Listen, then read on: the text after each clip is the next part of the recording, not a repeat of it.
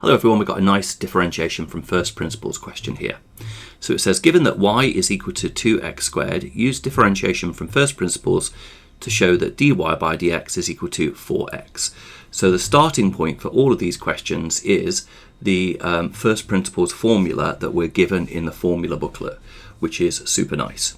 So what we would always do is I'd start off by writing that down.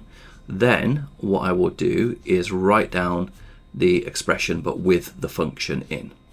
Okay, so what we've got is our f of x add h is going to be 2 lots of x add h all squared minus our function squared, which is going to be 2x squared.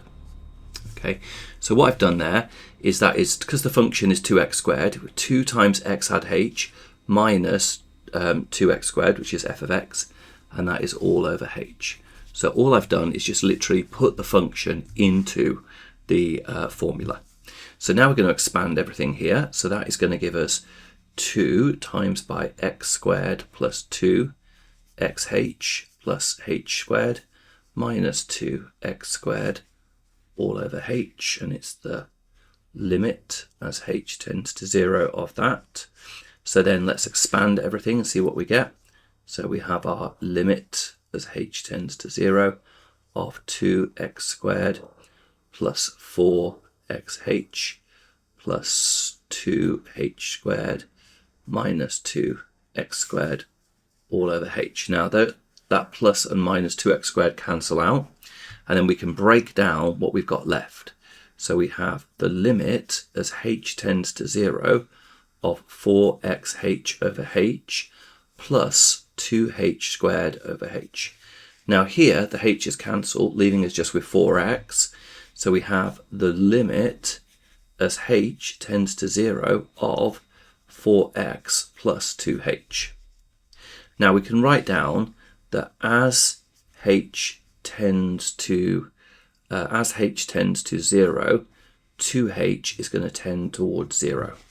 So we can say, therefore, the integral, or rather not the integral, therefore the derivative, therefore dy by dx is equal to 4x as required. Okay, and that's how we would do that. So just to recap our little process there, what we did was we started off by writing out the first principles formula, which is given.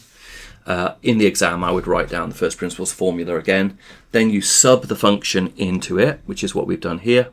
Expand everything, collect like terms, simplify what can be simplified, and then that gets us to this statement here.